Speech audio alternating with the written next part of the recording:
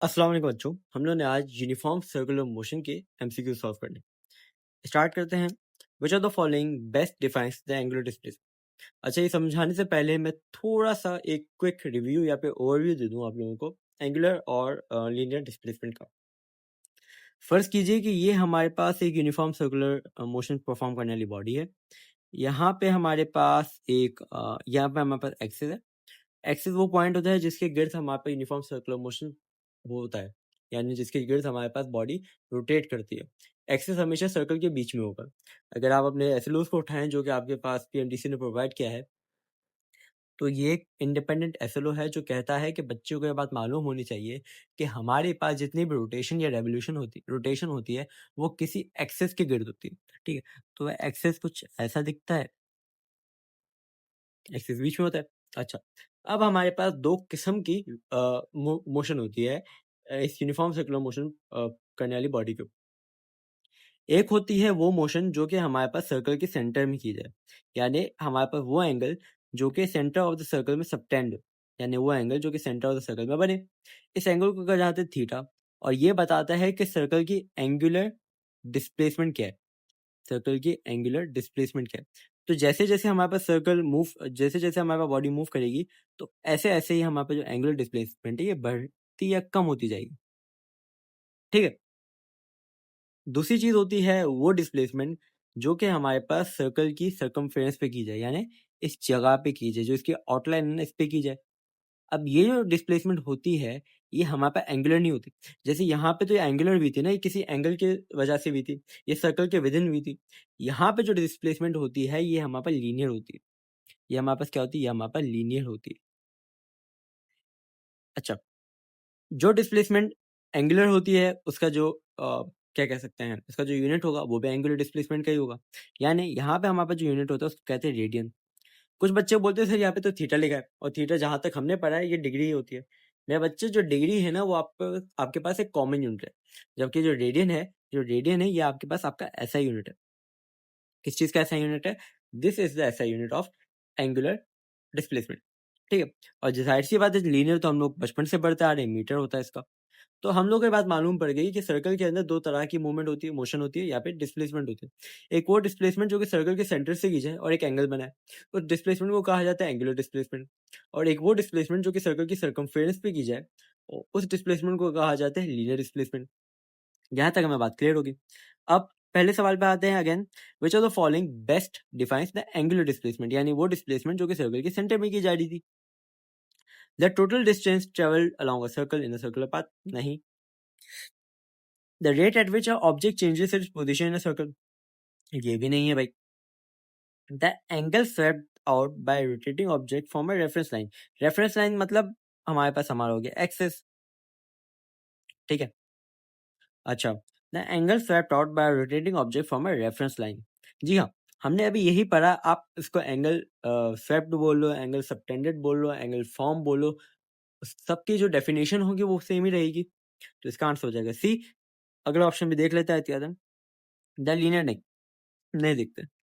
The standard SI unit for angular displacement is, मेरा बच्चा गलती से भी यहाँ पे डिग्री लगा के मत आ जाना, डिग्री लगा के मत आ जाना। Degree is the common unit, degree is the common unit. इसका जो आंसर होगा वो होगा रेडियन। इसका आंसर क्या होगा? रेडियन होगा। जो ऐसा यूनिट होता है वो रेडियन होता है। How many radians are present in one complete revolution, इसका आंसर टिक क्यों है? खैर, क्यों है इसका आंसर ये 2 रेडियन, मैं आपको बता देता हूँ। How many radians are there in one complete revolution. देखो, जब भी हम लोग एक कंप्लीट रेवोल्यूशन की बात करते हैं, इसका मतलब ये होता है कि हम लोग total degrees of the circle की बात कर रहे हैं। सर्कल के अंदर टोटल 360 डिग्रीज होते हैं, हमें पता है ये बात। बचपन से आप पढ़ के आ रहे हैं कि 360 डिग्रीज होते हैं विद इन अ सर्कल। अब हमें अगर पता हो कि एक पाई रेडियन की जो वैल्यू होती है वो होती है 180 डिग्री। एक पाई रेडियन की जो वैल्यू होती है वो होती है 180 डिग्री। तो एक कंप्लीट सर्कल के अंदर कितने पाई रेडियन होते हैं? 360, और 180 का डबल है, तो 180 का डबल क्या हो जाएगा? 2 पाई रेडियन के अंदर हमारे पास 360 डिग्रीज होते हैं। 2 पाई रेडियन के अंदर हमारे पास 360 डिग्रीज होते हैं, तो इसका आंसर क्या आ जाएगा? 2 पाई रेडियंस। अच्छा, a particle which moves 90 degree around a circle, its angular displacement in radian. अभी ऊपर मैंने आपको बताया था कि एक पाई रेडियन का मतलब होता है 180 डिग्री। ये कितने हैं? ये है 90 डिग्री, यानी 180 डिग्री का हाफ। तो 180 डिग्री का हाफ है, मतलब पाई का भी कितना हो जाएगा? हाफ। तो pi by 2 will be the answer which is option B. समझ में आ रहा है ना? क्योंकि एक पाई की वैल्यू होती है 180 डिग्री। अगर 90 डिग्री की बात की जा रही है तो मतलब पाई का भी आधा, क्योंकि 180 डिग्री का आधा 90 होता है। तो इसका आंसर हो जाएगा B. 180 is defined as angle subtended. अच्छा, ये तो डेफिनेशन है भाई, ये डेफिनेशन आपको याद होनी चाहिए। और इसका जो अगला पार्ट होता है ये है रेडियस। जब भी हमारे पास रेडियस और सरकमफ्रेंस का जो एस होता है वो बराबर हो जाए, सरकमफ्रेंस का एस बोल रहा हूँ, हमारे पास जो आकलन का एस होता है वो बराबर हो जाए, तब हम लोग कहते हैं कि बॉडी ने एक रेडियन का एंगुलर डिस्प्लेसमेंट कवर किया। सही। तो 1 radian is defined as the angle subtended at the centre of a circle by an arc whose length is equal to the circle's radius. ठीक है, ये डेफिनेशन इसको याद रखना, एक दफा इसको वापस से पढ़ लो, फिर आगे बढ़ते हैं। If an object completes a half revolution, its angular displacement in radian is। Complete revolution में कितनी थी? कंप्लीट रेवोल्यूशन में होती थी 60 डिग्रीज, यानी 2 पाई रेडियंस। ऐसा ही है, कंप्लीट रेवोल्यूशन में होती थी 60 डिग्रीज यानी 2 पाई रेडियंस। अगर हाफ की मतलब 180 डिग्री कवर किया, मतलब 180 डिग्री कवर किया, इसका मतलब क्या हुआ? इसका मतलब ये हुआ कि बॉडी ने पाई रेडियंस का जो डिस्प्लेसमेंट है, एंगुलर डिस्प्लेसमेंट है, वो कवर किया। सही। होपफुली यहाँ तक किसी को कोई इशू नहीं आया होगा। आगे बढ़ते हैं। Angular velocity is defined as the rate of change of. देखो, जब लीनियर वेलोसिटी होती है तो rate of change of linear moment, linear displacement upon time होता है। जब एंगुलर वेलोसिटी की बात की जाएगी तो किसकी बात की जाएगी? एंगुलर डिस्प्लेसमेंट की बात की जाएगी, यानी थीटा अपॉन टाइम। तो angular velocity is defined as the rate of change of angular displacement over angular time, over time. सही, angular displacement over time. See the SI unit for angular velocity. Angular velocity का जो SI unit होता है वो कहलाता है omega, यानी radian per second. इसका आंसर हो जाएगा बी। अगले सवाल पे आते हैं। अगला सवाल कहता है कि अ मैरी गो राउंड, मुझे नहीं पता ये क्या होता है, makes 10 revolution in 5 second, its average angular velocity is. देखो, सबसे पहली बात, कितने रेवोल्यूशन करी? ये करिए 10 रेवोल्यूशन। एक रेवोल्यूशन में कितना होता है? 2 पाई रेडियंस होता है। तो 10 रेवोल्यूशन में कितना होगा? 10 रेवोल्यूशन में हो जाएगा 20 पाई रेडियंस। ऐसा ही है। ऊपर फॉर्मूला पढ़ा था कि फॉर्मूला इसका होता है theta upon time is the formula of omega, यानी रेडियन पर सेकंड। तो अगर हमें पता है कि रेडियन कितने और हमें पता है टाइम कितना है, तो निकालने में क्या मुश्किल है? 20 divide by 5 is equals to 4, यानी हमारी बॉडी 4 पाई रेडियंस कवर कर रही है हर सेकंड में। इसकी ये एंगुलर वेलोसिटी है। तो इसका आंसर क्या हो जाएगा? इसका आंसर हो जाएगा सी। आगे बढ़ते हैं। If a object is rotating with a constant angular velocity, it's angular acceleration is. अच्छा, यहाँ पे ना कुछ बच्चों ने जिन्होंने ये चैप्टर पढ़ा हुआ है, ये बोलेंगे सर, कभी कुछ बच्चे कि सर कभी एंगुलर वेलोसिटी कांस्टेंट हो ही नहीं सकती। बेटा, वो लीनियर वेलोसिटी कांस्टेंट नहीं हो सकती, एंगुलर वेलोसिटी कांस्टेंट हो सकती है। लीनियर वेलोसिटी के हम लोग कहते हैं कि लीनियर वेलोसिटी के अंदर हर पॉइंट कैरेक्टरिस्टिक होता है, हर पॉइंट की डायरेक्शन बदलती है। इस वजह से हमारे पास लीनियर वेलोसिटी कभी भी कांस्टेंट नहीं हो सकती। मगर एंगुलर वेलोसिटी तो कांस्टेंट हो सकती है। से एंगुलर वेलोसिटी कांस्टेंट हो सकती है। तो अगर एंगुलर वेलोसिटी कांस्टेंट है तो फोर्स एंड मोशन वाला हमें कॉन्सेप्ट पता है कि जब भी वेलोसिटी कांस्टेंट हो जाती है तो हमारे पास जो एक्सेलरेशन होता है उसकी वैल्यू 0 हो जाती है। ऐसा ही है। जब ऐसा है तो इसका आंसर क्या होगा? इसका आंसर होगा कि acceleration is 0। Which symbol is commonly use to represent angular velocity? ऊपर पता चुका हूँ कि ओमेगा होता है। A point on rotating wheel move through an angular displacement of 3 pi radians in 2 second. एक पॉइंट है on a rotating wheel which move through an angular displacement of 3 pi radians in 2 second, its average angular velocity is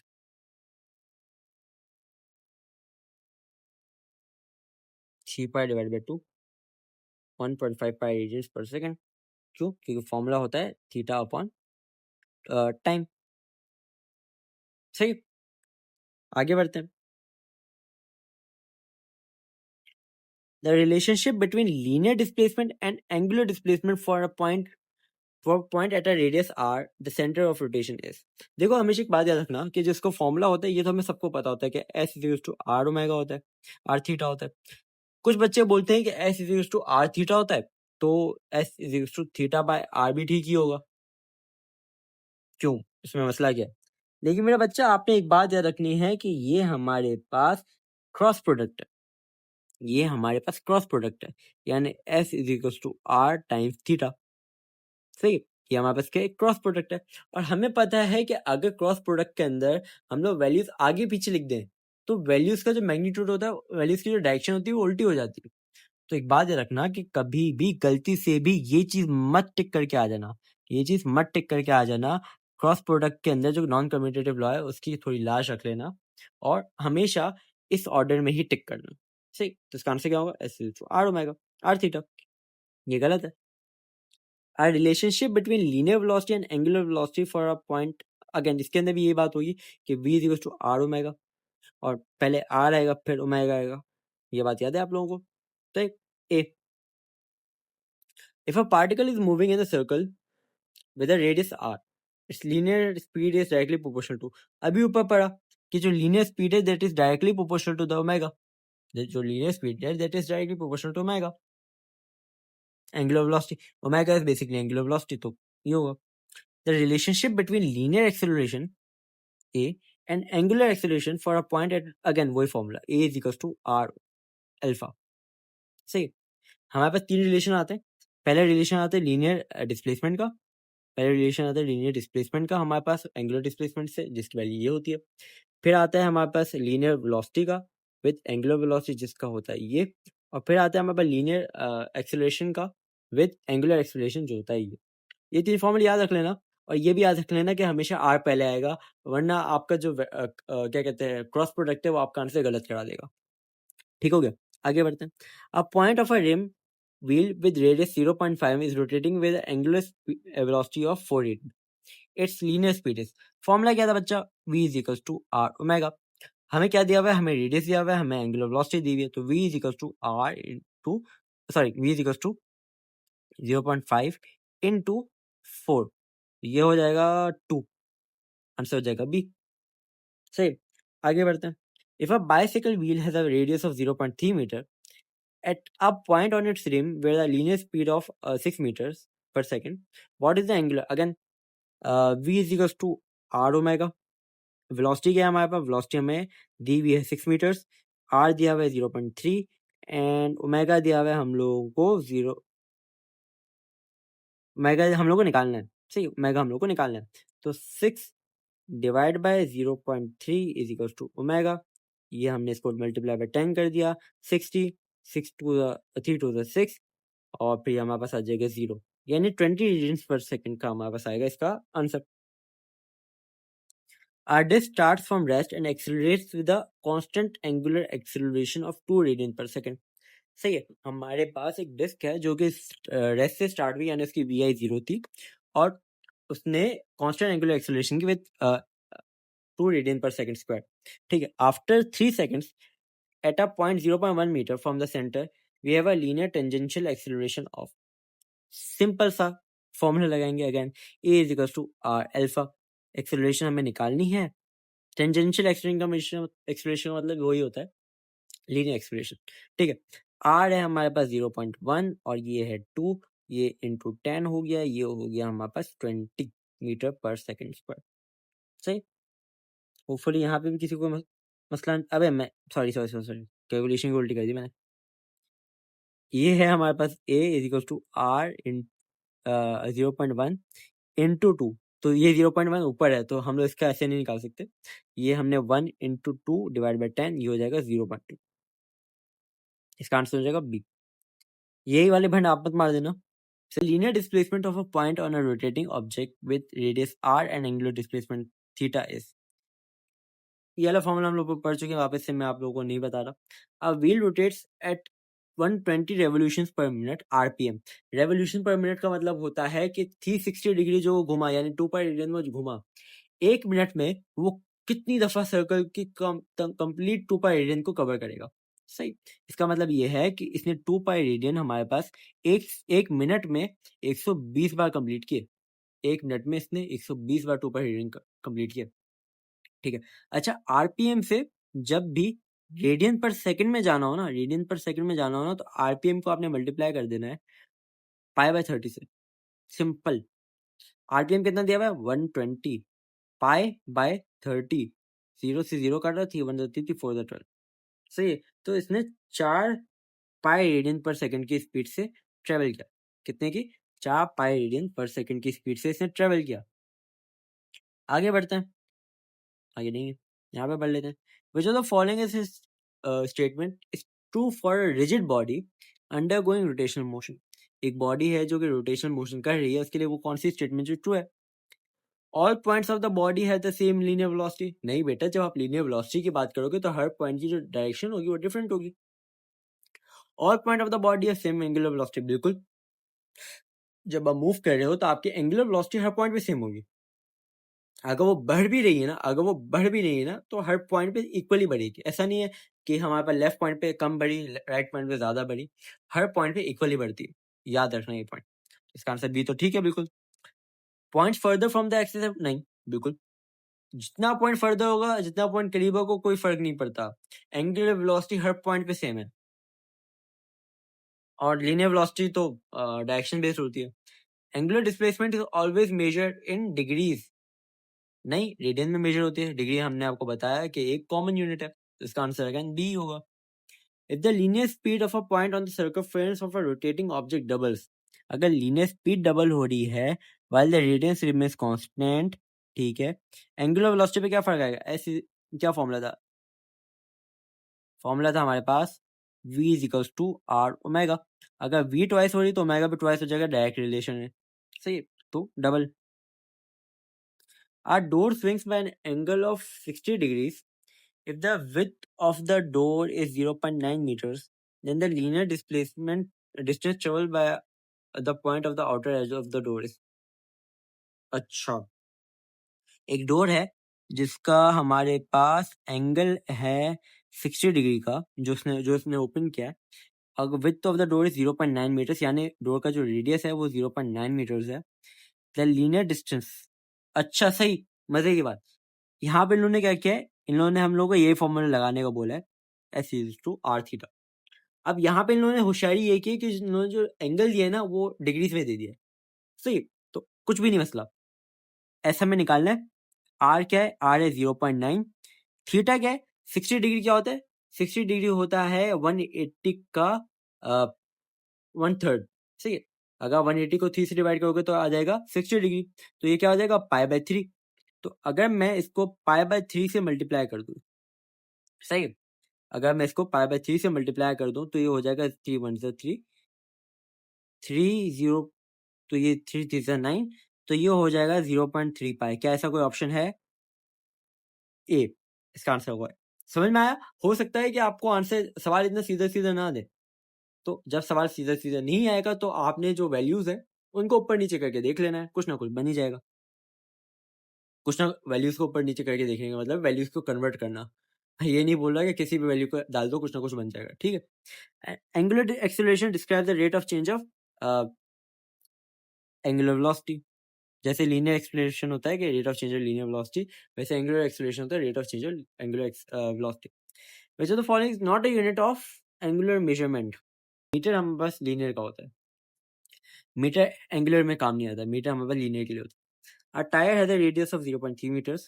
If it rotates at an angular velocity of 10 radian per second, एक tyre का जो radius है वो 0.3 metres है। अगर वो rotate कर रहा है with an angular velocity of 10 radian per second, how far will the car travel linearly in 2 seconds? सही। सबसे पहले हम लोग इसकी लीनियर वो निकालेंगे वेलोसिटी। तो W is equal to 0.3 into 10, तो ये आ जाएगा 3 मीटर पर सेकंड की इसकी लीनियर वेलोसिटी होगी। अब S is equal to VT। Velocity क्या है हमारे पास? 3, टाइम है हमारे पास 2, 6 मीटर वो हमारे पास ट्रेवल करेगी। कैसे हुआ? हमने सबसे पहले इसकी हमने इसकी लीनियर वेलोसिटी निकाली। लीनियर वेलोसिटी निकाली तो हमारे पास सिंपल सा फॉर्मूला लगता है काइनेमेटिक वाला कि हम लोग एस टू बी टी वाला फॉर्मूला लगाएं और फिर हम लोग सीधा सीधा इसका निकाल लें डिस्प्लेसमेंट, तो कोई मुश्किल नहीं थी इसमें। The conversion factor from degrees to radian. अच्छा, यहाँ पे ना बच्चे अक्सर कंफ्यूज हो जाते हैं कि डिग्री में रेडियन डालते हुए पाई बाई 80 करना होता है या फिर रेडियन से डिग्री में डालते हुए पाई बाई 80 करना होता है। मेरा बच्चे, एक सिंपल सी बात आपको पता होनी चाहिए कि जब भी रेडियन की बात होगी तो डिग्री की बात तो पाई की बात होगी। तो अगर पाई हमारे पास ऊपर है, अगर पाई हमारे पास ऊपर है तभी तो पाई हमारे पास आंसर में आएगा। अगर पाई नीचे होगा तो वो हमारे पास कट जाएगा। सही। तो द कन्वर्जन फैक्टर क्या होगा, हमारे पास जो डिग्री में वैल्यू होती है उसको हम लोग मल्टीप्लाई कर देते हैं पाई बाय 180 से। जब ये वैल्यू पाई बाय 180 से मल्टीप्लाई होगी तभी तो हमारे पास आंसर में भी पाई आएगा, तभी तो हमारे पास आंसर में भी पाई आएगा। तो इसका आंसर क्या होगा, इसका आंसर होगा बी। अगर रेडियन से डिग्री में जाने तो रेडियन जो वैल्यू दी हुई होगी उसके अंदर क्या आएगा, उसके अंदर भी हमारे पास पाई आएगा। तो लेट्स से इसको हमने मल्टीप्लाई कर दिया 180 डिवाइड बाय पाई। हमें पता है डिग्री के अंदर पाई नहीं आता और यहाँ पे भी देखो पाई से पाई कट गया, तो हमारे पे जो भी आंसर आएगा वो सिर्फ और सिर्फ डिग्रीज में आएगा। क्लियर है? If a wheel spin faster and faster its angular displacement decreases. क्यों डिक्रीज होगी भाई? एंगुलर वेलोसिटी इंक्रीजेस, बिल्कुल इंक्रीज होती है। व्हील है फास्टर मूव करे तो एंगुलर वेलोसिटी तो इंक्रीज होगी। Linear velocity of points on the rim decreases, नहीं। एंगुलर एक्सेलरेशन जीरो, अगर फास्ट मूव करे तो एक्सेलरेशन जीरो कैसे हो सकती है बेटा? तो इसका आंसर क्या होगा, इसका आंसर होगा B. In the equation s is to r theta, what must be the unit of theta? क्या होना चाहिए? 10 दफा पढ़ लिया, रेडियंस होता है। सही। यहाँ तक किसी को कोई मसला अगर नहीं है तो हम लोग खत्म करते हैं।